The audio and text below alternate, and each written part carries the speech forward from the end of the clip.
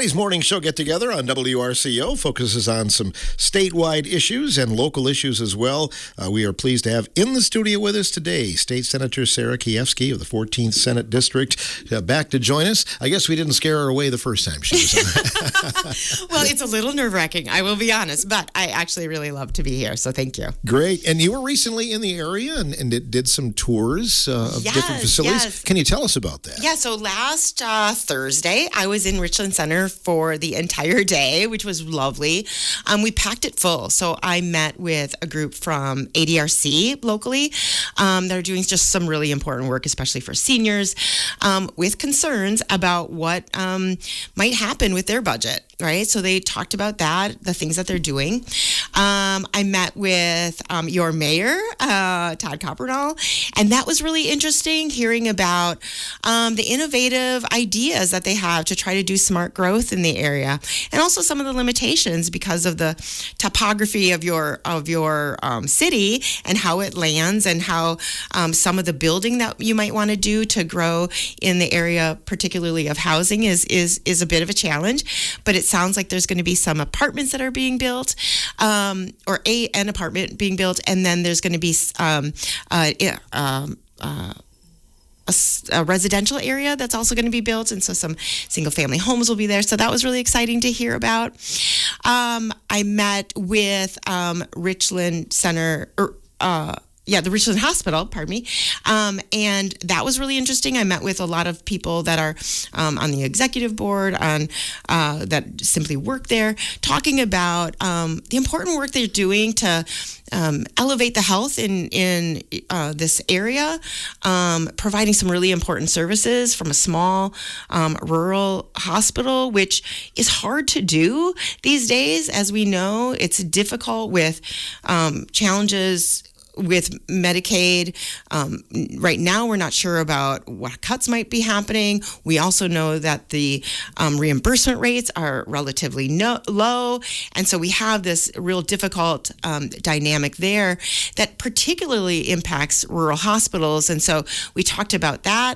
But again, really highlighted some of the beautiful things that they're doing, including their obstetrics that they're making available, which a lot of places are closing. You know, they're not willing to take on the quote unquote burden, the challenges of having birthing centers, but they're doing that. They're also providing mental health care with psychiatry, which is particularly important to me.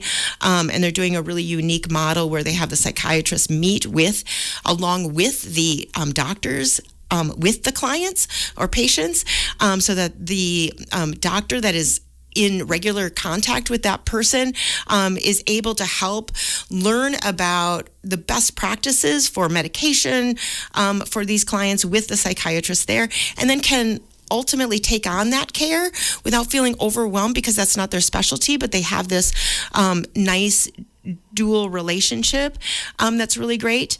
Let's see, and then I did a listening session. Let's see, did I do anything else? Yes, I did a tour of the courthouse with Stacy, which was really great. Really interesting to see that beautiful building, but it needs work, and that's hard to come by when our budgets are so limited and in our smaller municipalities. But they're doing their best. And then I did a listening session. That was the fourth listening session I've had. That was at the Phoenix. Well attended. I think maybe around 30 people came, asked some really great questions, but presented a lot of concerns. Anxiety about what's happening at the national level. How is that going to impact us? And how, as a state legislator, am I going to maybe be able to help protect them from that? So great questions, a lot of distress presented, and trying to remain hopeful about the awareness that we have as a party, with the governor's help, to try to do things thoughtfully now with the budget that might be able to fill some of those holes if we have to. Cross our fingers we don't have to, but it looks like we might. With your background and mental health concerns and the anxiety that you talked about, what do you commonly tell people? Because people are worked up on both sides. Oh gosh, that is one of my biggest concerns. Really, is what we know is the human brain does not like uncertainty. It likes clarity. It likes structure. It likes certainty. And so when there is uncertainty, it creates anxiety.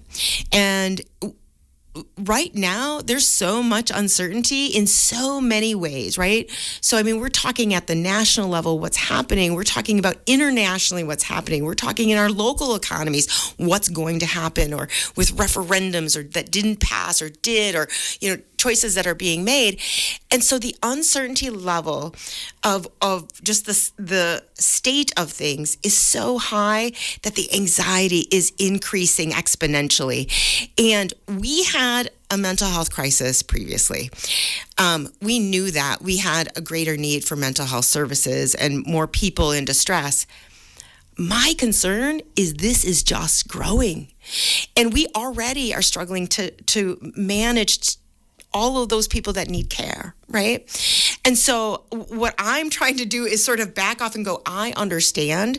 I feel it too. I mean, I'm as human as the next person, right? I might be in politics, but that does not mean that I don't have as much as anxiety as anyone else. I have 6 children. I have my own, savings account. I have my own bills to pay.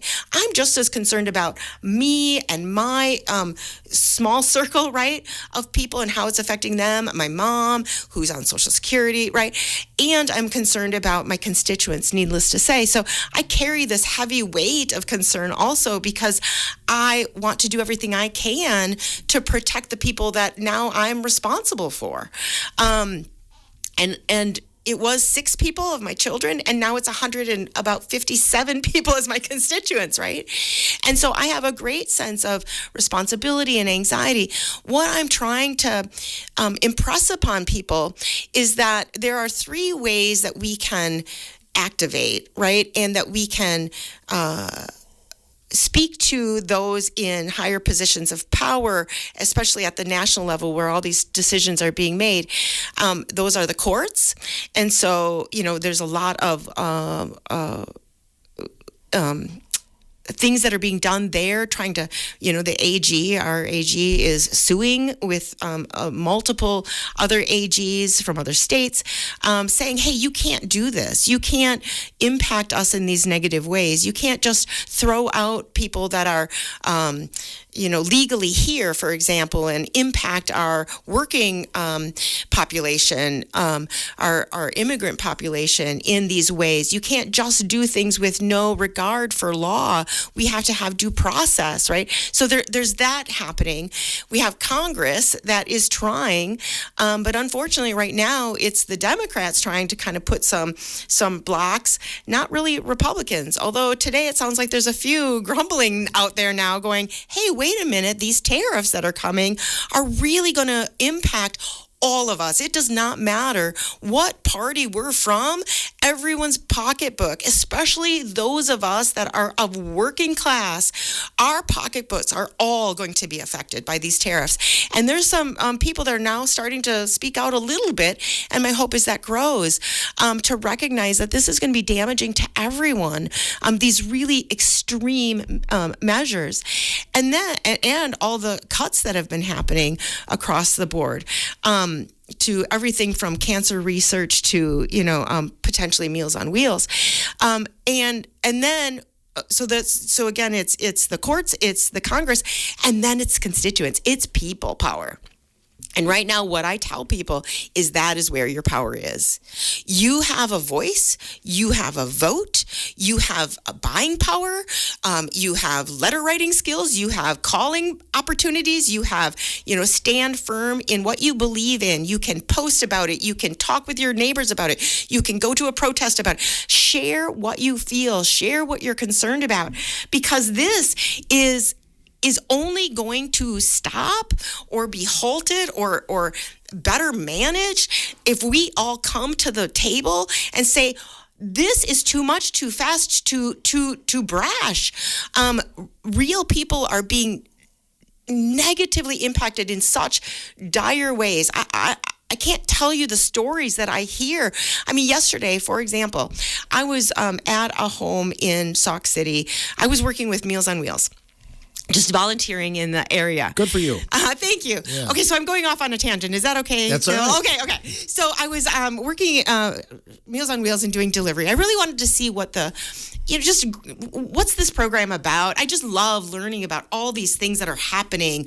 They're kind of quietly happening in the background, right? Supporting people and all these people that are either doing the job or volunteering. And so I met with the people that are doing this in Sauk City, serving these elderly residents, and then got to pack the meals and got to go to the homes and meet individuals. And I met a gentleman named James, and he was historically a dairy farmer up in the Oshkosh area. And he lost his farm in the farm crisis in the 1980s and talked, and we just got talking because I'm a farm kid, right? And so we just got talking about his history and stuff. And then he went to deliver things. He was a truck driver, and now obviously retired and subsisting on pretty much Social Security, right? And then now Meals on Wheels is offering through ADRC, this Aging and Disability Resource Center, which is fundamental in many of our communities.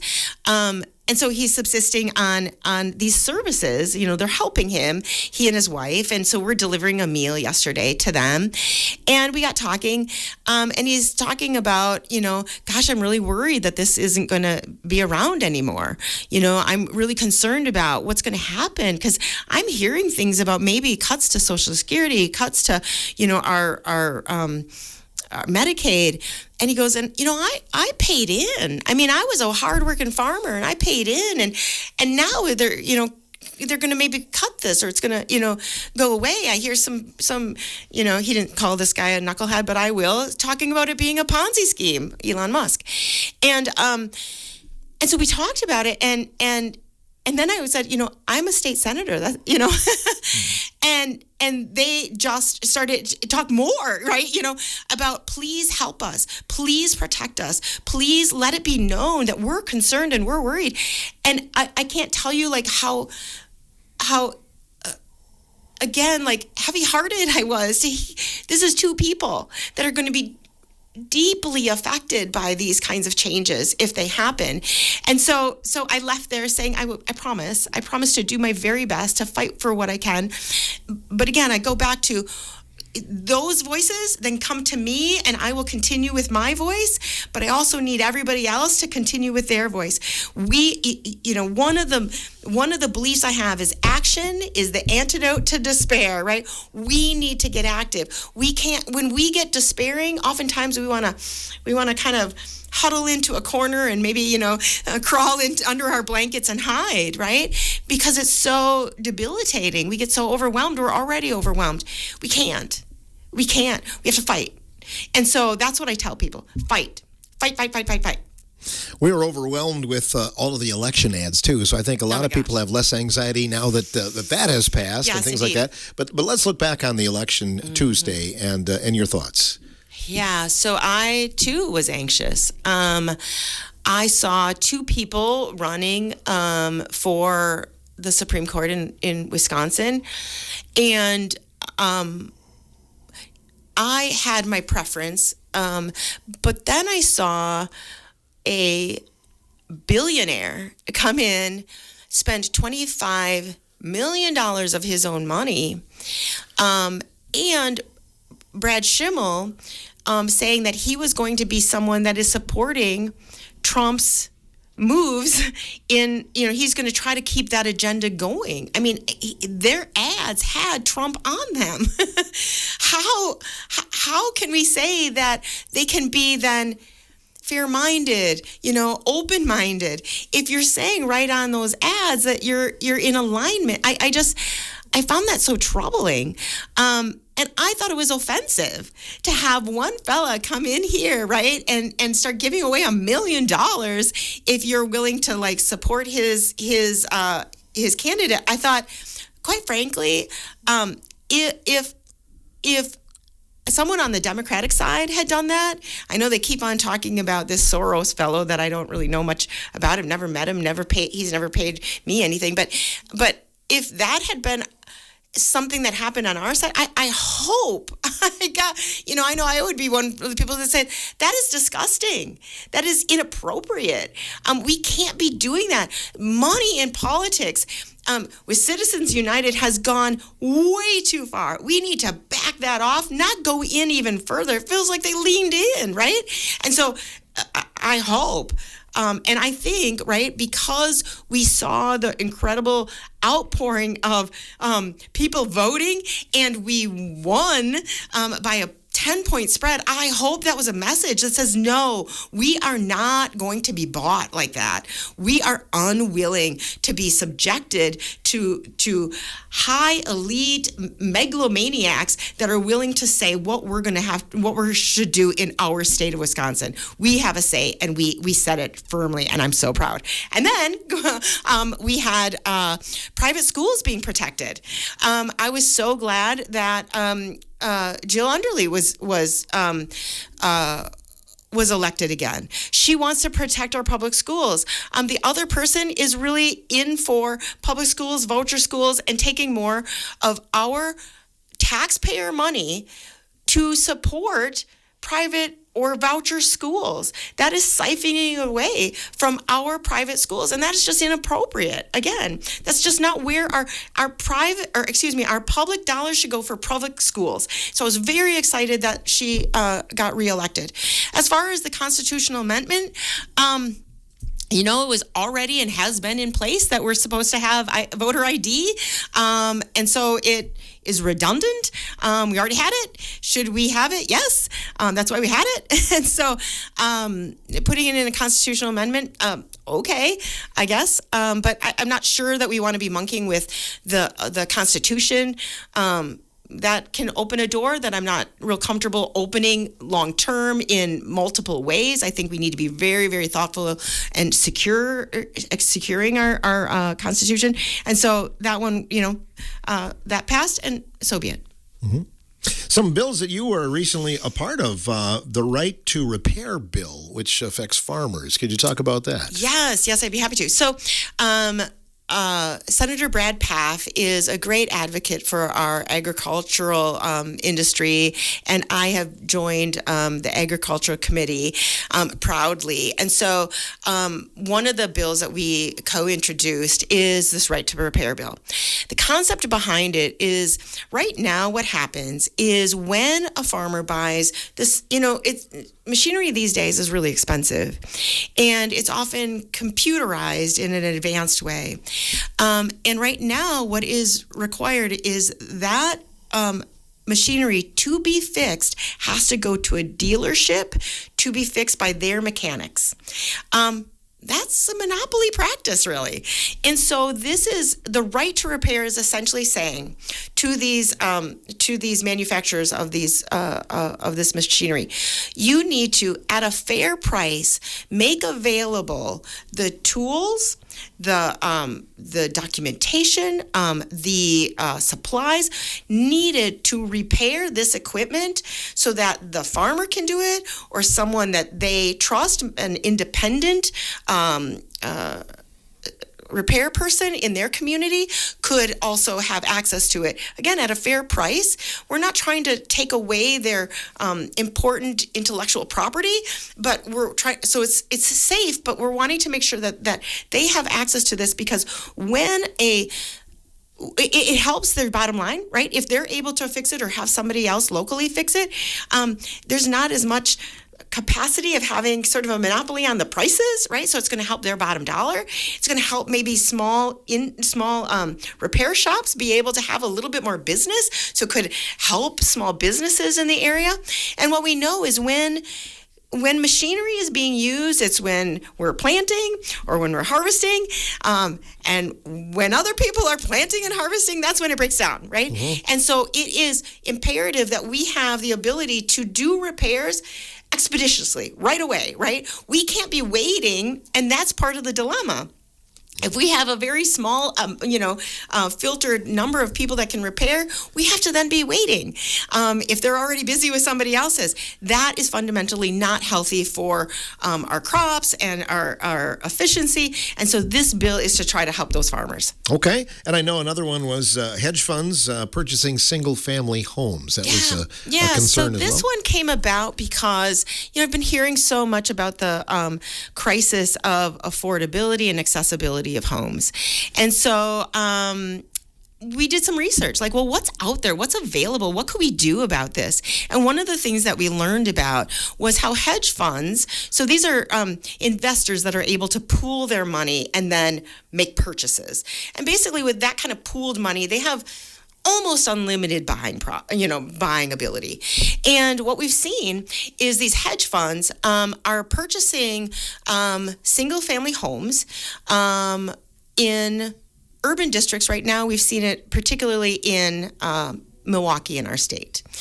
And there were approximately three, and we have statistics are a little bit limited, but in around 2022, there were about three that had purchased at least 1,500 single-family homes that they were then turning into rentals.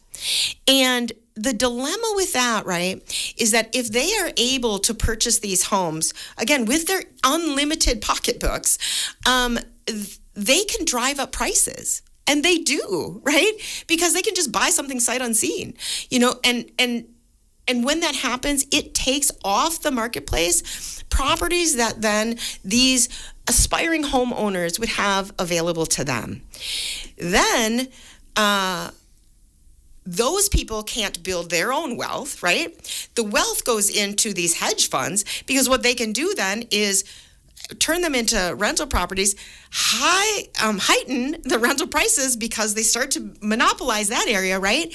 And really price out people from being able to afford these things, and creating, again, more higher prices in these rental areas, more disruption in even just the stability of those communities, because then we might have, renters that are coming in and out, rather than, home ownership that is a stabilizing force in these communities. So all the way around, it's a negative thing, ultimately for working class people. So we wrote a bill that was formulated with the initial idea from a Republican in Virginia.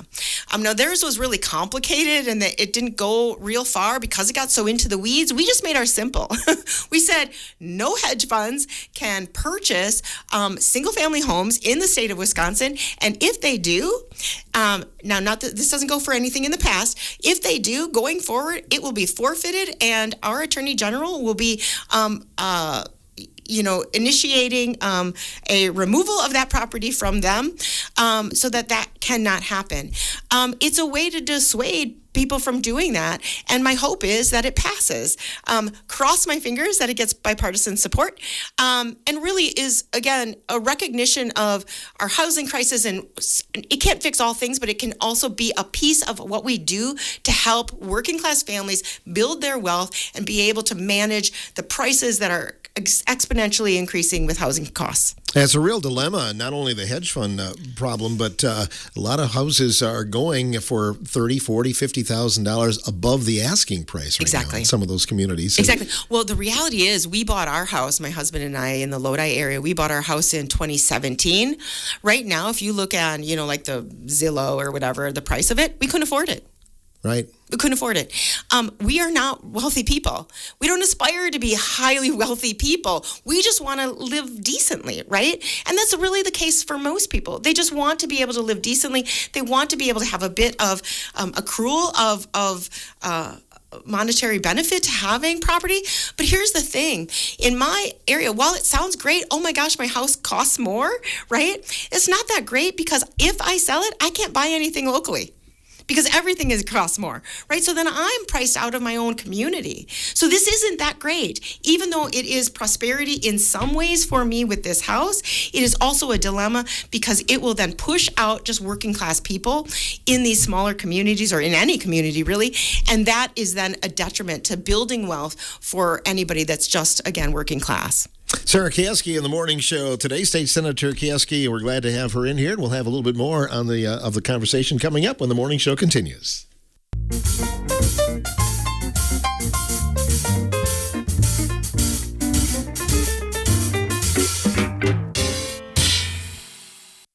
Senator Sarah Keyeski, our guest in the morning show today from WRCO Radio. Great to have you back in the studio. We kind of left talking about hedge funds and buying houses and things like that. So far, what's the support for that been like? So that bill was presented, gosh, I'm thinking a week and a half ago now. And so what happens with these bills is they get presented to really all of the legislators and say, here's the idea, right? I asked a couple people to co-sign with me.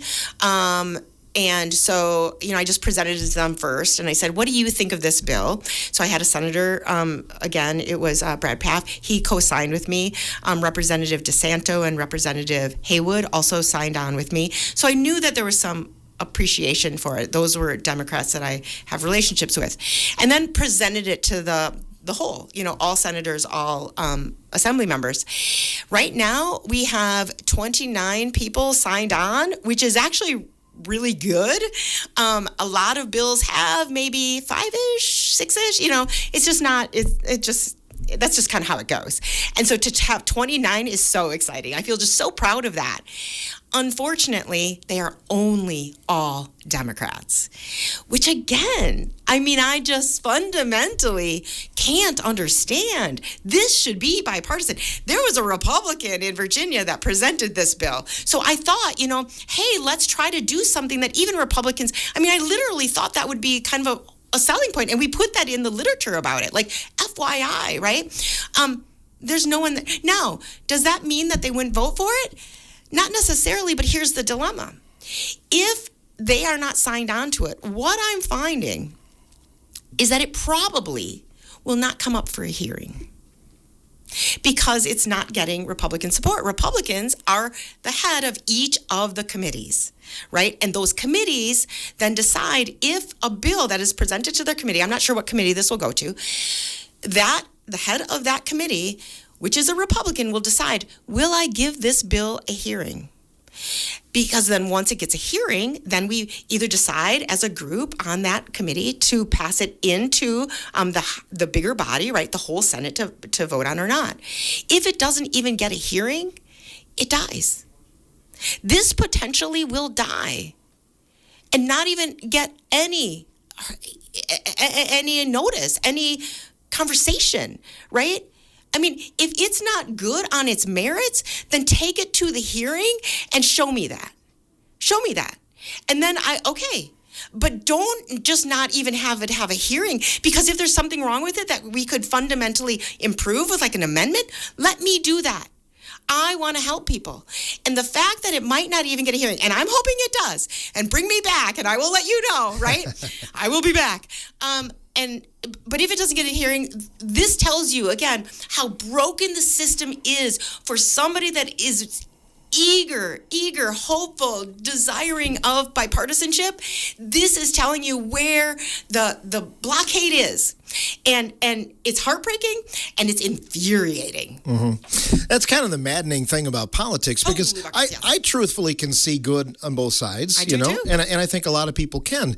Looking at a bill, whether it's this or that, it seems like it's a no-brainer, but you don't want one side to look better than the other, make your side look good or bad. Yeah, but see, that's maddening. Silly. That's silly. What we should do is make our state look good. Right? What we should do is help our people prosper and feel good, right? Like that should be our goal. It's not about what party looks good or bad. That's like so selfish, really. Mm-hmm. And so the dilemma is like if you look at what bills I've signed on to, they are blue and red. Right? Like I think even more red bills, probably because they're the ones that, I've just thought some of those were good, and maybe there's not as many bills, blue quote unquote bills that are come out, but nonetheless, I think of the ones that I've signed on to and said, yes, I will support this, I will co-sponsor this, right? There's at least, I would say 2/3 that are Republican bills. Because you're right, I don't think we have, as Democrats, the monopoly on smart ideas. by any means. I think there's lots of smart ideas with Republicans. I think there's also, not great ideas on both sides of the party. And so those I won't vote for. And that has happened. I have not voted with my party already a couple of times on the Senate floor. Are you in trouble? No, I'm not in trouble. They're willing to give us leeway to say, what do you believe? What do your constituents need? Where do you stand? And so, they ask me, well, why? And I'll tell them, right? But they're willing to give me that freedom because they know I got elected by my constituents. And so I'm representing them. And so, sometimes that means that something that works maybe in another community doesn't work for my community. And so far, that's already been something that I've done. And I'll continue to do. And will that gain me favor with all people? No. Do I care? Not really, because if I'm doing my job, that's where my integrity lies, right? It's not who I'm making best friends with or who's not upset with me. It's about who am I helping? And so, as I've said, and this is, maybe not really appropriate, but I'm not in this job to keep this job. I'm in this job to spend my political capital to do this job. And what happens after 4 years is going to be up to the people. Mm-hmm. Good attitude to have, I think. And locally, anything come up as far as the local campus? I know that when you were doing the listening session, anybody come up with any questions about that, or can you see anything moving forward? Yeah. Well, that conversation actually has come up multiple times about the Richland campus. I've talked about it with multiple people, including I met with the UW chancellor. We did a day where we traveled around together, and that was really interesting. And I talked with her a bit about it, and talked with the mayor about it. Unfortunately, it sounds like something that was sadly in the works for a long time to just underfund it. And then ultimately, if you don't feed something, it eventually dies, right? I mean, you talk about a person, a plant, right? And that's kind of what it sounds like happened here. And people are still, impacted by those consequences. One of the things I talked with the mayor about was kind of what are some possibilities for these buildings? What are ideas? And so that's what they're looking at. What are possible avenues to maybe use these properties well, and to support the community. And again, I think it's a work in progress. Mm-hmm. We last time you were here, you were talking about the postpartum care. Yeah. Bill. How's that one stand right now? Okay, so once again, so this is the postpartum bill. So it is asking that the Medicaid expands supporting mothers that are on Medicaid from 2 months to a year. Because what we know is these mothers, and by the way, this was something that was brought up in the conversation I had with Richland Hospital, because this is huge for them, that we help those mothers with their postnatal care, because there are issues post-birth, right, post-delivery, that are significant. It can be related to things with breastfeeding. It can be related to pelvic floor issues. It can be related to mental health issues. And those issues are not just within the first 60 days. There are 49 states now that have expanded this from the 60 days to a year. There used to be 2 states that didn't. Wisconsin was one, Arkansas was one. Arkansas has now passed it, as I understand. We are now the only one. That is egregious. I mean, because we're talking about all states recognize this important bill being the expansion. Right now, there are approximately 90 legislators that are signed on to expand Medicaid expansion, including multiple Republicans. Because again, this is a real bipartisan issue. When you see that it's being passed in Arkansas and California, right? Like, this is something that can serve everybody, red or blue. And so, But unfortunately, so of those 90 that are signed on to this, again, that's not saying all the people that will actually also vote, 90, both Republicans and Democrats, there are 132 legislators, 33 that come from the Senate, 99 that come from the Assembly. So 90 of those have signed on. There's one person, Representative Voss, that is the majority, so Republican, leader of the Assembly. He has said that a vote on this is, quote unquote, unlikely. He is then putting the brakes potentially on something that we fundamentally need, that would be helpful for mothers, that would be helpful for their babies, their other children, our economies, because then they can work better if they're taken care of, if they're returning to the workforce. This helps in so many ways and is, again, every other state. And we have one man that is right now saying it's unlikely, because you know who gets to decide? Him, if it comes up for a vote on his floor. That is, I don't even know the word, right? Like malicious, inhumane, egregious. I mean, awful. It's awful. You'll have a listening session today in our area, correct? I do, yes. So I'm going to be in the area doing a tour today and over in Plain, I should say. And then I have the listening session in Plain at 2 o'clock today. Okay. 2 to, I think, 3:30. And Sarah Godlewski, our Secretary of State, is going to be there with me. And Representative Karen DeSanto is also going to join me. So the three of us will be at the listening session. Great opportunity for people in the area. I hope they'll show up. Yes, I hope everybody shows up.